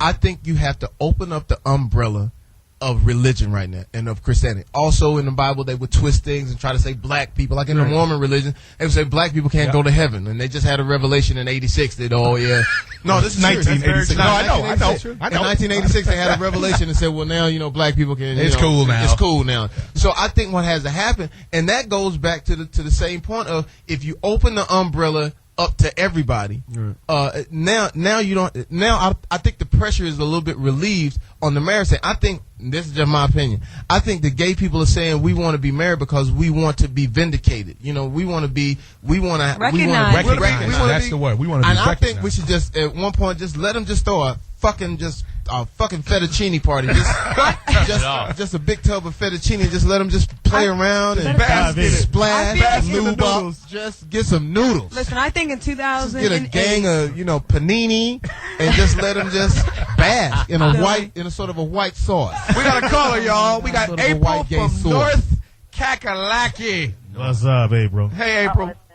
Holla at Hello. us. How are you doing, April? Are you happy about Barack Obama winning? I'm very, very happy. I'm Great. fine. It took us till yesterday to realize that North Carolina was turned blue instead of red. Oh, yeah. But How I great knew is it it? all along. Yeah, you knew it, baby. So speak on it. I work out of my home, and I work for a big healthcare company by the name of United Healthcare. And when I went to work yesterday, I had taken the day off, but they made me come in for a training. So I was hungover from celebrating the night before. So I go into work, and it's like a funeral. Now, my workplace is 90% black. Yeah. But they had forbidden the conversation of what historical event had happened the night before. Of course, I didn't get that memo. So you came in with balloons and streamers. Yeah, it was Obama, and everybody. Now you You can't fired. say that, man. You can't. Who? Let me tell you something. They told me I could say what I want to say, and I hope they fire me because I need to own United Healthcare. So I celebrated for everybody. There you Well, go. that's great. Well, you know what I've been saying, and this is what Thank you for the phone call, baby. and this is what I hope that would happen. Let us celebrate and let us feel good in the fact that it has happened, and we don't have to rub it in the face, and we're not that type of people. And so It feels good for a minute, though. So it feels. I kind of like rubbing it in their Yeah, face. but it feels great. But the thing about it is this: is that we're not the only ones that won here. Yeah. White folk won too. Hispanic, The Asian, world won. America Did you won. see when they showed different countries? Yeah, they was partying. Kenya, they was pop locking in China. Like, we should have asked Roland Martin this, but we had all these different world leaders call and say congratulations. Now, I don't know if they did that to Clinton and Bush, but I find that hard to believe that they did. Yeah, I just say this: he's bigger than us. But celebrate how you want, and don't let that's what don't let anybody tell you how to pop. I always say, don't let nobody tell you how to pop your champagne.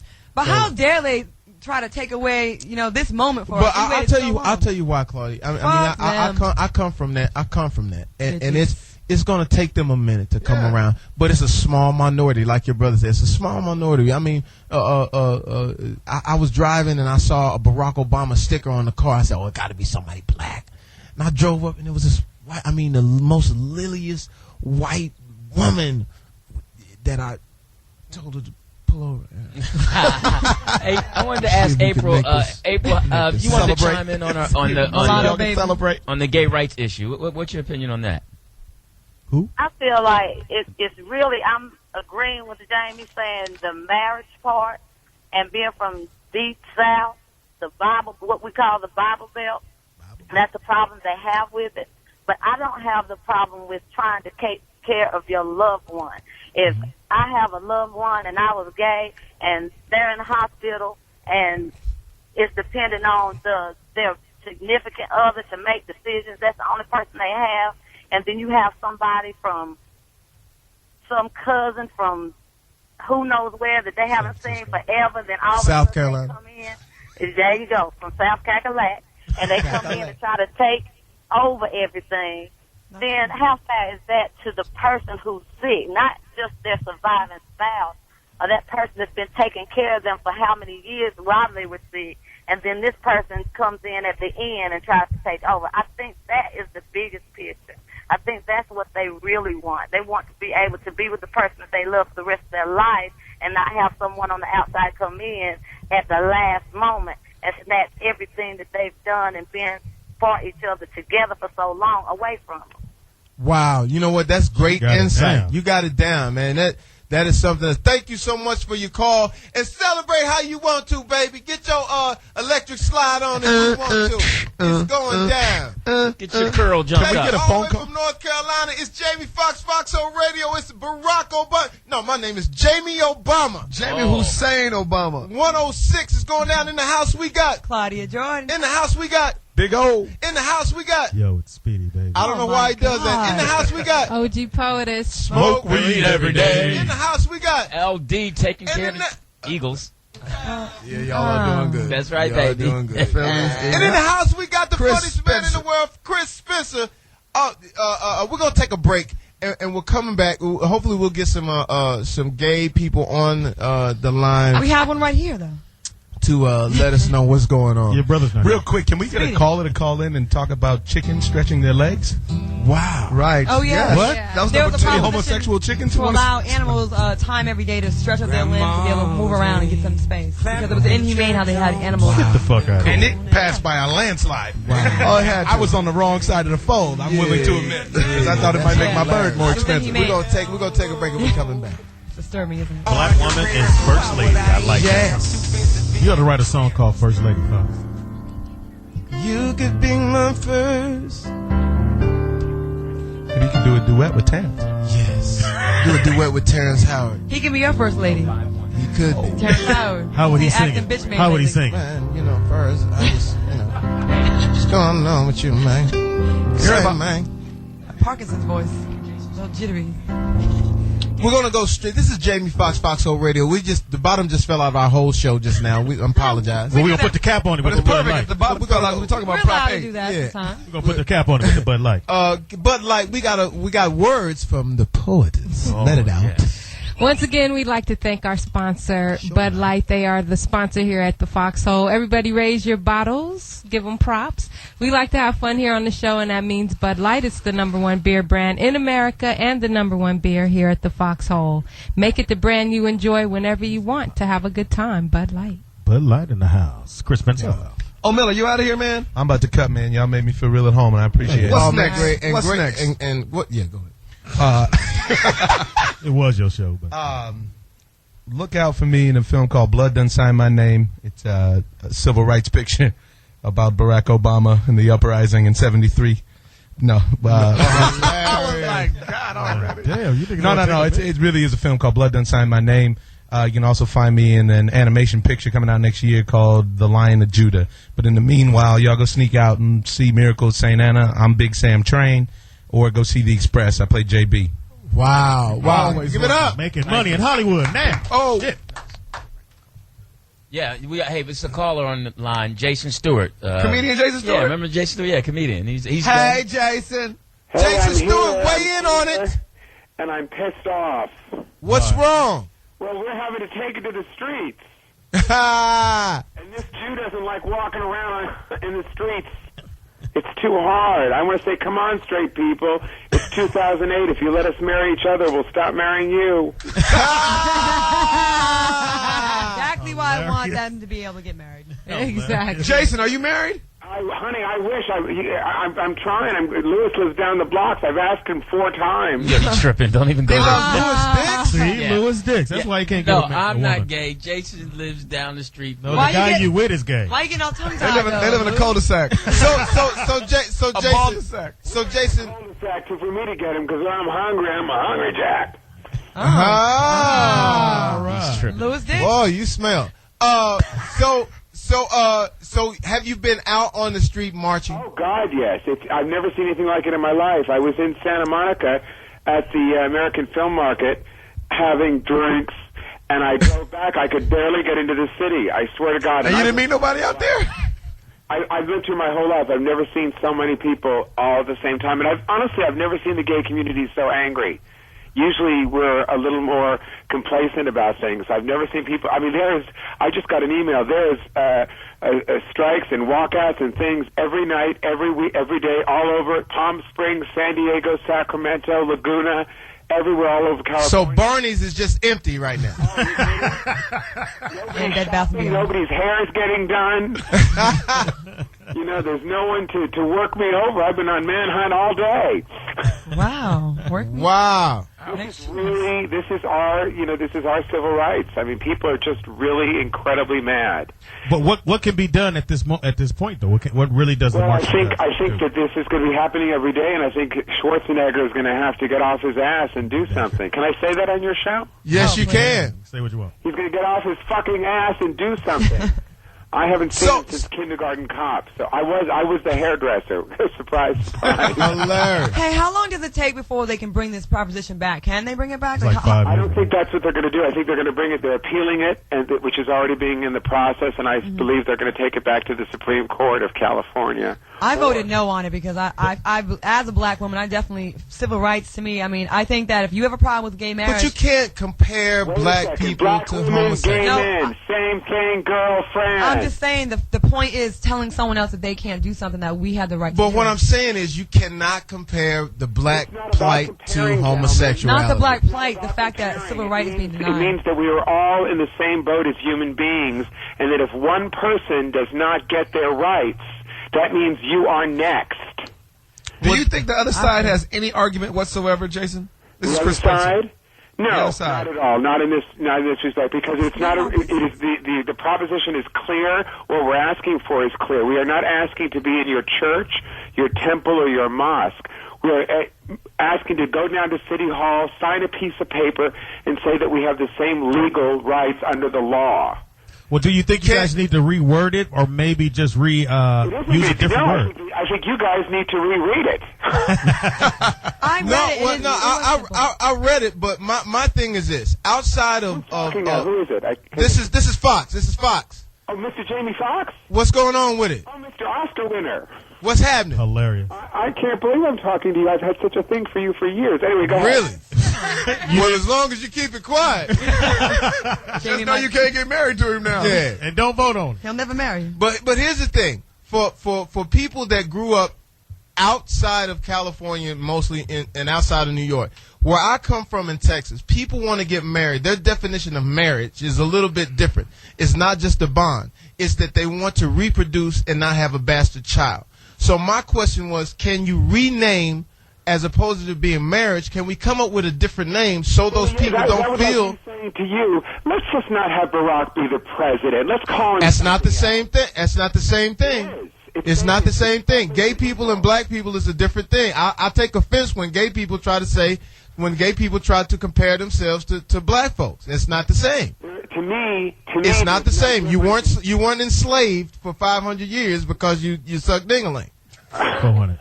No, we were just shot and killed on the street. But at the same time, we can't get into this comparison. Wait a second. Just like last year, little Lawrence King in Oxnard, California, which is one of those small towns that you're talking about, was shot in the back of the head, Jamie, because he was a feminine gay boy. I completely understand that, but what is the difference between a person being shot in the head than someone being hung or shot in the head? You cannot compare slavery to having a sexual preference. I don't think he's comparing slavery. I think he's comparing the fact No. Let's talk about what it is. The reason black people were persecuted was because of slavery. Not because we were black. But even when we're done being slaves, we were still treated like shit. But that's what I'm saying. But you cannot compare. That's a slap in the face. That's a slap in the face to black folks. I don't think he's trying to compare. Comparing civil rights. He's just comparing civil rights. What's unfair? I don't think he's saying what their plight is stronger or better. Let's be honest. My father was in the Holocaust. I grew up with that under my head. I'm a Jew. I understand that. So I cannot ever understand what my father went through, ever. As you cannot understand what yours going through. There's no way for us to understand it because we didn't do it. We live in a different world. That's what I'm saying. All I'm saying to this. But we're not talking about slavery. We are talking about civil rights. But here's what I'm saying. Anytime you bring up black folk, it weakens your argument because you're comparing the marches and you're comparing what black people going through with what you're going through, and it's not the same. Well, but the truth is, you and I are not going through that now. Slavery is gone. We're not dealing with that now. We're dealing with things in 2008. It's a different world. When I was a kid, my father used to say to me, "There's no way. How can you feel bad about this? How can you feel bad?" When I was a kid, this is what I had to go through. But I was too young, and I didn't understand. And I didn't understand until I got older and didn't have the ramifications of being intelligent enough because I was. And you were saying this to your Jewish father? I didn't understand. Yeah, I was a baby. Well, that's what I'm saying. What did Jews say? They have a saying. What do they say? Never forget. They never forget. And that's what black people should never do. We never forget. So all I'm saying is that it weakens your point when you compare yourself to other... Slavery. We are talking about rights in 2008 for all people. I know, that's what I'm saying. So, but when you bring up black folk to another black person, I'm just saying that weakens your argument. You understand what I'm saying? Live with a black man for 5 years, Jamie. Oh, that must be real tough. Okay, look at it like this, Jamie. I think the gay thing being compared to black is offending you, and I feel like, okay. Yeah, you can't. This is what I'm saying. I'm agreeing with you. Just take slavery and Holocaust off the table. Let's take all the ancient shit up. Let's take slavery and Holocaust off the table. Okay. But how do you take that off the table? Wait. Years ago, just narrow it down to civil rights. That's all we're talking about. Years ago, I am completely with civil rights. They're both with each other. Listen, they're both understanding each other. What he's saying is, because this is the first thing gay people do, is they want to compare their plight to the black plight. They're just trying to make us understand by Jamie's just saying, I get what they're saying. You guys need to stop doing it and just find a way to have an argument. Because they always go to us. They don't go to Jews and go, hey, this is this. What did my handsome man vote? Huh? What did you vote? Are you a California resident? Chris Spencer. Chris, what did you vote? I voted no. Chris? Is that Chris Spencer? Yeah. Oh, I had no idea. Yeah, I was trying to hide it. Okay. Listen. You're a bigot. Years ago, it was on the law book that blacks and whites couldn't marry each other, okay? And now gays want to marry each other. So it's like... A couple pounds, he'd be fabulous. Hilarious. I'm going to keep gaining weight now. You think I'm fluffy? Hey, Jason, that was really good, man. We really appreciate it. We're going to hang up now and talk about you, okay? I love it. Yeah, that's how we do it. No, Jason, show. get it out. Get it out. This is your chance. Get it out. What do you think we should do? Giving me the opportunity, and I say to everybody out there, this is not an issue of the past. This is an issue of the present, and it's a civil rights issue for us. And, you know, I hope that someday I'll be able to find an actual gay man to marry me. Wow. Louis Dix. There's plenty. No, Louis Dix. Well, good luck with that, man. It's Jay Foxx, man. Protect your neck, baby. It's going down. I know it sucks. It's got to be hard in the end. It's Foxxhole Radio 106. My whole thing is this, is that every time somebody is saying something civil rights, they say it's always black people, and it's not, because they want us to roll with them. There is no plight on the planet Earth that has ever been like black folks back then and still today. Even though we have a black president, there's still things that we're still going to. I call it slave residue. It's things that have just been left over. I mean, you got to think about it. For 500 years. Over 200 million black folks were killed and persecuted. I understand that totally. And so my whole thing was, is that, yes, I do. I'm black. But it's completely different. It's half of you. It's a fact of telling someone they can't do something that you can do. Is what we're talking about. Right, he understands that. He's just saying, stop going there when they want to explain. They always bring us. But I feel like they never say, look at it like look at all the Asian people that were in Santa Anita. They never do that. No. You ever notice how, like you asked him, it being Jew, when Jews, they said never forget. If we told everybody that was black never forget, white people want, no, it happened long time ago. Here's the sad part. Niggas will say, forget what? Yeah. and here's another thing. That's the sad thing about what he just said. Black people don't even know our plight. Yeah. They don't even know what we went through. And they don't even know why they act out against each other. They don't even know why there's so much hostility against one another. They don't know why Flavor Flav did so many seasons. Slavery residue. That's the Bud Light joke of the day. But none of us should be for the government telling someone that they can't do the same thing that you can do. That's not right. It's not right, you guys. I think what you have to do is you have to take it in steps. I think first of all, why should they wait? Because I think you have to take it in steps. I think for one, I never look at this country and disrespect what the forefathers had to do to get this country. I've always given them respect, even though we came up on the bad end of the stick of it. They had their own plight, too, breaking away the 13 colonies. They had their own thing that they had to go through. My thing is, why not take it in steps? Why not just start recognizing gay people, period? Because right now, we don't even recognize it. Yeah. We don't even, it's like an abomination when you talk about gay people. Why don't we open it up there? Why don't you take it baby steps as opposed to going straight to marriage. But Jamie, that's like telling us, why don't you wait a few more terms for the president to be to be, you know? We did. But I'm saying, no, we did. But we have him now. But gay people didn't just get gay recently; they've been gay for. But why can't we just acknowledge that right now? Why can't we allow people to come out of the closet for one? Just why should they have to wait, and though? do a pair with? Why not just no waiting? Why don't we just let them come out? I had a really close friend of mine that I worked with that died, and he was gay, and he had a lover, and I had to watch every single day him slipping away, and how his partner that was down for him, who did everything from shitted on, wasn't taken care of, they like pushed him to the side, and I seen it. I know. Go ahead and make a little joke. I was gonna say something. Whatever. But really though, when you see that, and you see how these people who had love for each other, that just treated like shit, and just disrespected, had no rights. It's not fucking right. It's I'm not right. saying. Hey, I got so many friends that are gay, but you know what?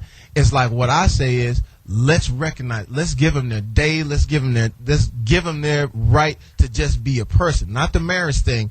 Let's reword the marriage thing, because what I'm saying is marriage. You can't take that and say all these other people are wrong because they believe in what they believe in marriage. It should be something else. It's not the same circumstance. But you bring up Texas, but this is California, the most liberal and place. You see what happened? They shut it down because people don't feel I think that they shut way. it down from the wording, really. I think the wording people was just confused don't a lot of feel. people. My whole thing is like this. I want you to go fuck and have bathhouses and do nails, do your nail, do everything that gay people do. And gay people do some wild fucking shit. But thank God for but am I right? Are they some wild motherfuckers? Yes, they are. They are the wildest motherfuckers, the most fuckingest motherfuckers you've ever seen in your life. They're fun, though. Yeah, they're fun, but what I'm saying is, let them do what they want to do, but, have some sort of boundary. Like, let these people that believe in marriage, let them have their thing, and then let them have their own separate shit. So they don't get disrespected, so they have their rights. I believe all of that. Let's just word it. I guarantee you, if you said something else other than marriage, it would have passed. I guarantee. So the problem is the word marriage. The problem is the word. But you cannot take that word. What if they call it gay marriage? They could call it gay marriage. They could gay call marriage. it whatever. You know what? We're such hypocrites. We're such hypocrites They in could this call country. it boy hump. I don't care what it is. We're such hypocrites in this country where it's supposed to be sacred, but everyone's fucking outside their marriage, It don't matter. beating their wives It doesn't up, matter. fucking their kids. It doesn't matter. But it doesn't matter. I'm serious. But Like, look why at, is it but so? look at it like this. Barack Obama did a beautiful thing. When I watched, he actually made me kind of think, damn, maybe I should get married, which I fucking hate marriage. I would never get married. But I was looking at it like how beautiful that was. You can't take that from them and then say but how's that ruining his marriage? To Steve and Billy. To Steve and Billy and how's that affecting you? And Paul the Punk. Paul the Punk. But how does that affect Louis Dix? Not that Paul. Louis Dix, you've been married. Yes. How does that affect you? It doesn't bother me. Listen, my whole thing is marriage is not all what it's made up to be. First of all, once they get into it, I'm telling you, I have to agree. My whole thing is I don't agree. I think they should have a different word. I think marriage is between the male and the female. That's just how I feel. Yeah. I voted no on it. I voted no on it. So you voted yes. Yes, I voted no on it. They can have it because I voted no on it. But my feeling is in my home, I would want my daughter to marry a male, and I want my son to marry them so they can reproduce and have grandchildren. I guarantee you, Claudia, if they changed that name, that shit would pass a fine. They'd have called it serious. You call anything, anything you want. But to call it marriage, I mean, everybody out there, you're not going to change that. Nobody's going to vote for that. Nobody's going. A lot of people did. I voted. But nobody's going to vote for that in the majority. If you change the name of it and give it just something different, let them have marriage. Think about the people that want to have marriage sacred.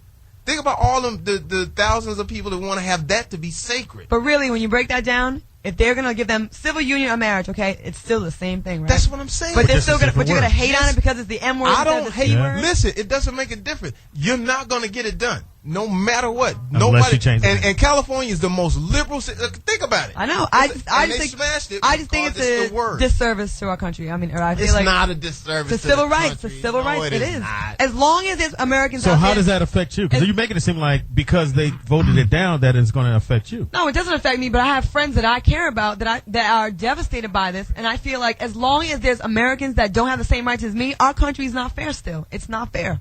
And I voted no, too. I think that people should be able to marry who they want.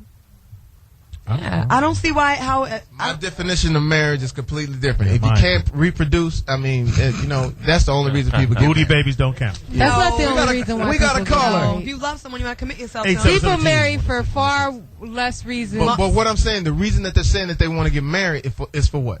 They want to get married because they want certain benefits and they want certain things and be protected by the government, right? And I think that's why most people get married. Am I right? Not most people don't get married for that. Somebody. They get married because they love each other and they want to have a kid. But they don't want to have a bastard kid. You get married. That's most of the people that get married outside of here. Outside of LA. Outside of LA and New York. You go to fucking Des Moines, Iowa.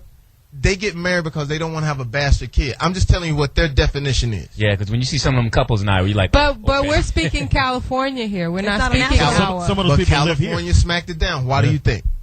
We got a caller. Maybe for the same reasons why you think it should have been smacked. Let's see what Eric from Houston has to say. Eric, holla! What's going on, people? Speak on it, E. I agree with you, Fox, man.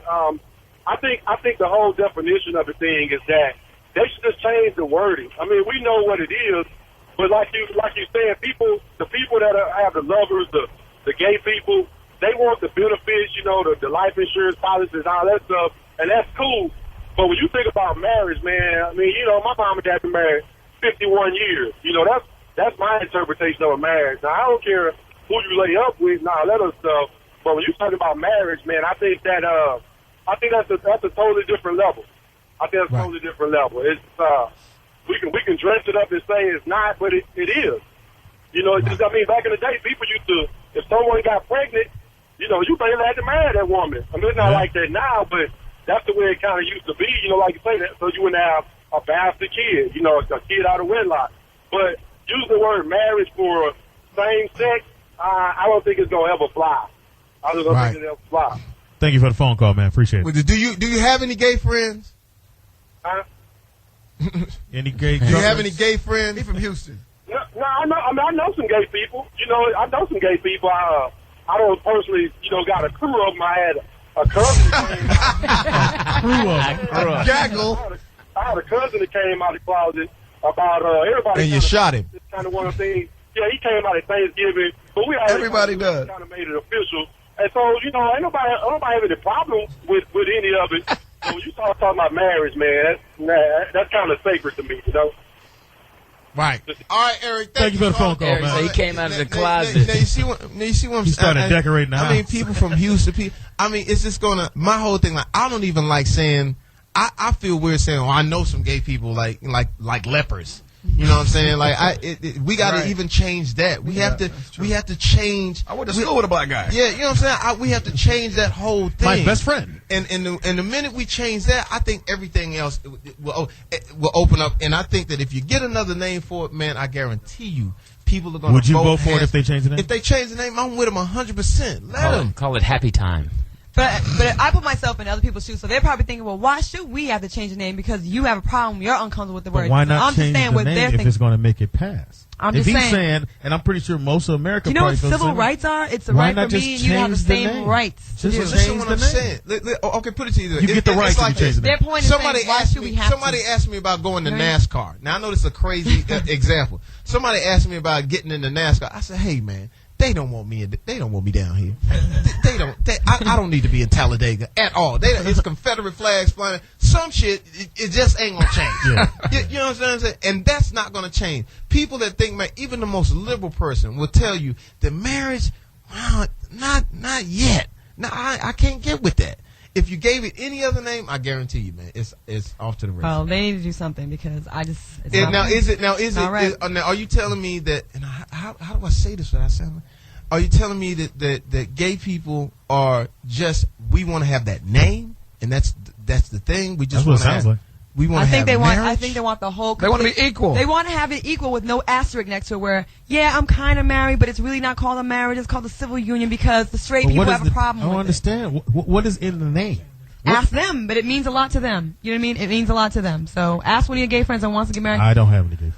Now, Lewis? I was what? Oh, I'm sorry. Can I get a mirror? So, we'll let some gay people call in and let us know that if we change the name, is that still cool? Or do you just want it to be marriage and be miserable like most married people? Right. Like Lewis Dix. No, I'm happy now. But what I was wondering is if we let them have marriage and we use another word, would they want that word too? Oh, shit. They should have the same rights as us. No, they want to be able to do exactly the same exact things that apply to us, straight people, besides Speedy, that they want the same thing. Why That's do you what keep they want. saying that? I'm bugging with you. Here's an interesting thing that I've noticed a lot. Sometimes when you're around gay guys, like even Jason, the thing, whenever I see him in the supermarket, because we see each other in the supermarket all the time, he crowds my space. No, he crowds my space, and then I start getting uncomfortable because he starts going into like, and people are looking at me, and he starts like I'm really his friend, and I really want to put a sign. No, I'm heterosexual. He's gay, but let's get this clear. He's my friend, but it's like he wants me. Like me and fucking Mr. Child. I'm sitting around all my niggas. And we sit there and I see the dude, the resident gay dude with the yellow hair that walk around the ugliest fucking gay. Yeah, he look like the most gay dudes look great. Perez Hilton. What's his name? Joe Exclusive. Joe Exclusive. Yeah. Like the monkey from the Wiz. The motherfucker. Oh my, that is my friend. On the motorcycle. This is the ugliest motherfucker. Hop on, Dorothy. He's a friend of mine too. He's cool. But he's the ugliest motherfucking gay dude. I don't know how he fucks because most gay people like good looking people. I don't know how the fuck he gets fucked. So I'm sitting there, Mr. Child, I look up, and every nigga at the table is like, I hope this motherfucker don't come over here with that bullshit, because we all know him, but we speak to him, and this is what I'm saying, we speak to him when it's in cool. Private. In private. Like, what's up, nigga? How you In the doing? parking lot. In the parking lot. The parking lot, whatever. But now, lights are and Mr. Child is the most looky-loo motherfucking place in the world. So I'm sitting there, I look up and say, oh shit. And I see Breon look up, he go, oh shit. So everybody's oh shit. Everybody's oh shit in us. So we eating and stuff, but he brings this gay, uncomfortable shit. You know what I'm saying? You just feel weird. Yeah. He's very sexual. The next thing you know, the motherfucker descends with all of his nastiness, and he just smells. Oh He's just the nasty. He's a bear cat gay type motherfucker. Yeah. He's just the nasty, and he comes over and he says, "Hey Jamie, I just came down from Brokeback Mountain." I said, "Motherfucker, you don't get the fuck away from me." I didn't say that. I swear to God. In front of everybody. No. In front of the whole fucking... That's my voice. The whole goddamn Great stylist. restaurant is looking at me. And then I said, "Motherfucker, if you don't..." And I had to break on it. And usually I speak to her, "Motherfucker, if you don't get your faggot ass the fuck out of here with that bullshit. F word? Get out of here, yo. You get out of here. Beat it. You cocksucker there. Get out of here." I turned into motherfucking... A racist white dude. Archie Bunker. Archie Bunker. Wow. You get out of here. You cocksucker there. Oh, this is so wrong. This is so wrong. It's not wrong. But you know why? But you know what? He's like Jason. He tries to make straight people feel uncomfortable. Right. Yeah. He wearing purple thongs and fucking mesh members if only. they quit that shit, I'll vote for it. They got on a fishnet members only. Oh, you curious? Huh? No, I'm not. You making me feel weird. You're sweating. I said, yeah, because I'm nervous. I'm nervous. You got me nervous. My ass is all clenched up and shit. Wow. So he comes over with all his fucking nasty. He gives gay people really. Yeah, gay people call him faggot. Hey, Fox, so when he came to your table, what did he do? He did what? Get your dick out my mouth. Pick up this faggot. I just came down from Brokeback Mountain. What does that mean? I don't know what, but That's kind of gay. But everybody turned around. Oh, Jamie Foxx is sucking dick right over there. Right there. Oscar winner. Right on a Brokeback and South So then Breon goes, "Well, man, I'm glad that motherfucker didn't come up to me and shit. I thought he was coming over here for me." I said, man, that's my whole thing.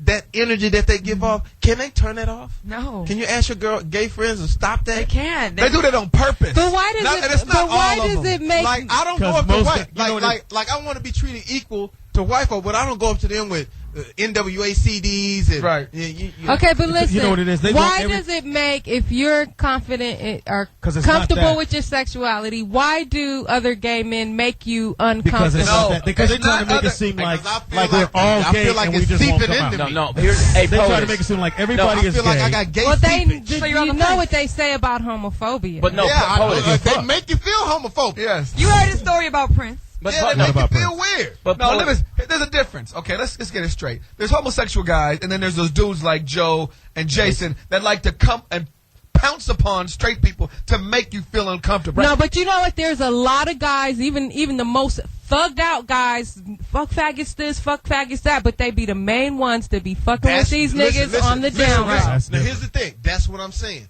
We should open up the motherfucking floodgates so everybody could just be fucking gay and have their whole gay, whole gay state. No, everybody that wants to be gay, we give a stadium. so we could get rid of the closet. No, you said everybody let's be gay. But here's something like I have to go to Jamie's point, Poetess. For you, Poetess. So why are you so defensive, Poetess? Here's like Jamie. Why are you so defensive? I'm not. I'm very like Jamie. When you were sitting around with your boys, sometimes when you're around with your boys and there's too much testosterone, your boys, your people, regular people get nervous of all that testosterone. A bunch of brothers walk in the room, they rough. They like, That's the same way with the gay guys. They come in like, But you know what? It could only be one gay dude to do that. You ain't gonna be a lot of. It could just be one just over there trying to gaze into your eye. Right. Trying to dickmatize you. But you know what? My gay friends say that they get offended. They think that like every straight guy thinks that they want them. That he probably did want you. And here's the thing. And gay people got to get over. Here's the first thing. This is why I said bring it all into the. They got to get over the jokes too. Once they get into this shit, they got to get the jokes too. Yeah. Every time you make a joke about it, oh my god, he's talking about me. I can't stand that shit. If you're gonna be in the game, let's get in the game. You suck a dick, you can take a joke. Yeah. I think we heard that. Chris Spencer. Is that Chris Spencer? Wow, he's joke jacking you. Right in front of you. Wow. So anyway, but I don't want to make it seem like I'm bashing him last night. My gay folks, man. They huge fans of mine. Yeah, I mean, look at the White House chief of staff was a ballet dancer. Yeah. So, you know. Not every gay person is a ballet dancer. Not every ballet person is pretty much, though. He studied ballet. Lynn Swan. Lynn Swan, he don't have a mustache. His hairline is pretty tight. Hairline pretty tight. Little suspect. Last name is Swan. That last name is Swan. That mouth is bald. The bald mouth. There's some things in the news we just totally missed today. What did we do? What did we miss? Cat Williams? Cat Williams got arrested in New York. He was pulled over and they had like about 3 or 4 guns. Was he on that horse? It's about time. I'm surprised he hasn't gotten arrested early. And also, Mos Def is wanted by the police for robbery. So what's really going on? And we talking about niggas trying to get it right. And R. Kelly's nephews were just robbed a convenience store in Chicago. Maybe Mos Def was with him. Wait, R. Kelly's nephews robbed a convenience store? Yeah. So no more coloring books, no more speakers. That's what they was trying to rob.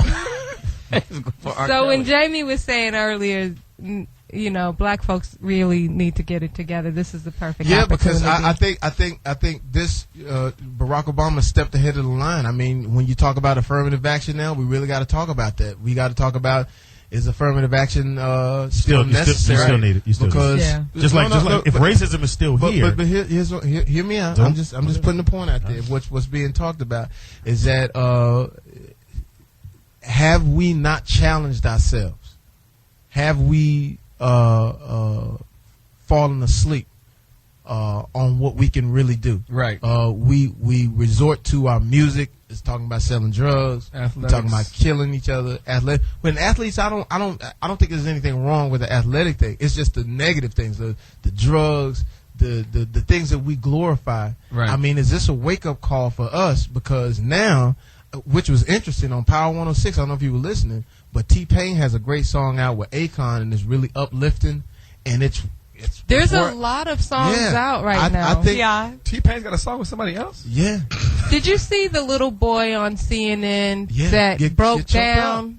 And he got choked up because he was saying this was the most incredible time. And basically, we have to change our satellite. I think.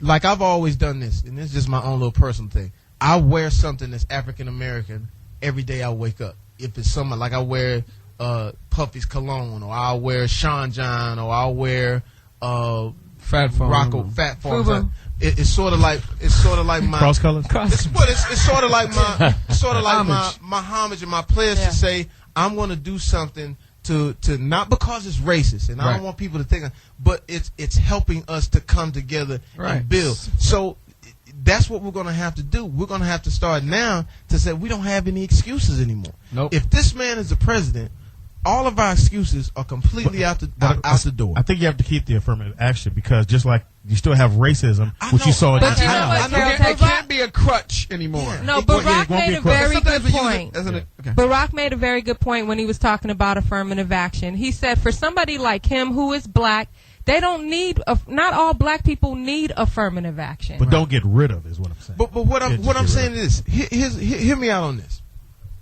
And she made a good point of like, that was a long time ago. Are we still wallowing, and I call it slave residue, are we still wallowing in it, and are we still saying, oh, it's just so bad, and now all of a sudden, bam, it's in your face. Now you have a black president. How can you say now that it's not on us to make it happen for ourselves? Period. Even if it's going to the hood, buying from the hood, and doing things to build the uplift hood us. Uplift us. You know what I'm saying? We need it. I say there's no more excuses, but there's still parts of the country like Terrell, Texas, that definitely still needs it. And then there's progressive places where, you know, people like us, you know, black people do have a chance to even get in the game. You know what I mean? So I think it's still needed until we get all those until Terrell, Texas can put a black man on the cover of their newspaper. But it's not about that. Even the person in Terrell can do something to better himself and not use it as an excuse. So fuck the paper. A person in Terrell who might be gifted at, you know, making T-shirts. This dude now can say, you know what? I'm not going to use the crutches. The white man is not letting me grow my company. I'm going to have to do it as best I can because this guy right here is the president. I can at least be the president of these T-shirts. Exactly. And here's another thing. For Terrell, Marcus King made a great point. He said, why buy the Tribune? Why even care about what it's saying? Mm-hmm. Because now we have a black man as president. Now, like he's saying, in our own community, support our own community. I'm going back to Terrell and support my own side and my own side of town, and whoever wants to support me from the other side of the town. Because I think now, so what are you gonna we do? Don't have any. We got to get in there and build. Is the town divided like that? Of course, every town is divided like that in the South. And I'll give you some history on the reason it is divided like that. It's for a couple of reasons. For one, they want to keep you separated because, you know, of obvious reasons, blacks from the white. The other thing is when you go to my town in Terrell, Texas, all the resources are on the north side of town. Your gas, your fire department, your police department. So sometimes if there's a train going by and somebody's house is on fire, it burns down because they can't get there. Also, when they had the civil wars, they built the cities that way. So if there was ever civil unrest, they would take the trains and link them together and cut you off from all of the resources. No shit. Yeah, that's the way that's the way all southern cities are built. And if you also realize that most of your big stadiums, like your football stadiums, they're either out somewhere or they're in the hood. Because if there's ever civil unrest, they will take all of those people and put them in. Like, you about to make my eyes water. Listen, they put them in the dome, just like New Orleans. Or when we were at war with Japan, they put everybody that was Japanese in the Rose Bowl. And if you see how it's set up for military access. So there's a lot of things. There's a lot of things in the South that are set up for us to stay divided until we start, like, you know, going back to our cities, which I pledge to go back to my city. Put the fire department over there. There was only one black gas station, Mr. Thomas. He had a black gas station, and nobody would get his gas. We go over on the other side of the tracks. Why didn't get the man gas? We would go to it. You take your lawnmower. Yeah, but everybody else would go over on the other side. You know what I'm saying, and get gas on because the other side was nice. The other side had sidewalks. That would be like my thing was to put sidewalks on my side of town. We never had a sidewalk. Or to put all paved roads. We don't have paved roads. They do now though, right? So disgusting. Remember we were back there? It so pisses me off. Oh yeah. But it shouldn't piss you off. It pisses people off that come from California and New York and city because it's city. But you got to understand those red states have never changed since slavery.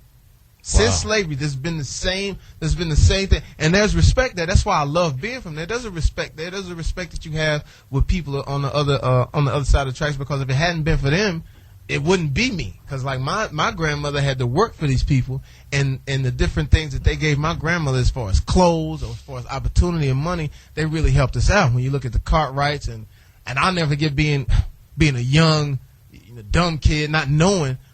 They would call my grandfather. He was 80 years old. They call him 5 in the morning, tell him come cut the grass. And I never get answering the phone and going like, he's asleep.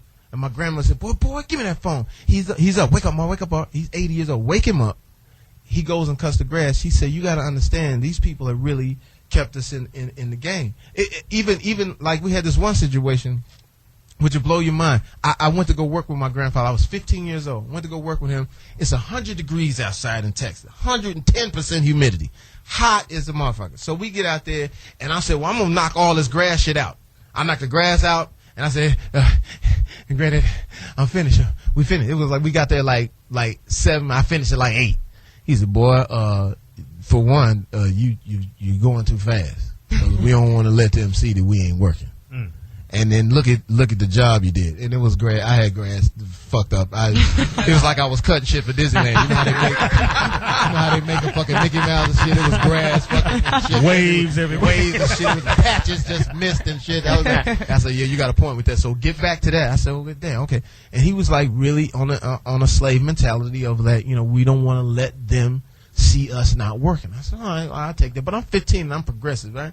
So I get thirsty. I said, well, I want something to drink. He said, go around there and ask Mr. Shepard for something to drink. I said, all right. So I go to the back door, knock on the door, and the door opened, and they had central cooling, central air. They ain't had no fan. And that nigga. And so the air came out on my little legs and shit. I said, damn, they got that shit in there, right? And I could see in the kitchen, they had the you know, at that time, the refrigerator, remember when they had the two things in the front?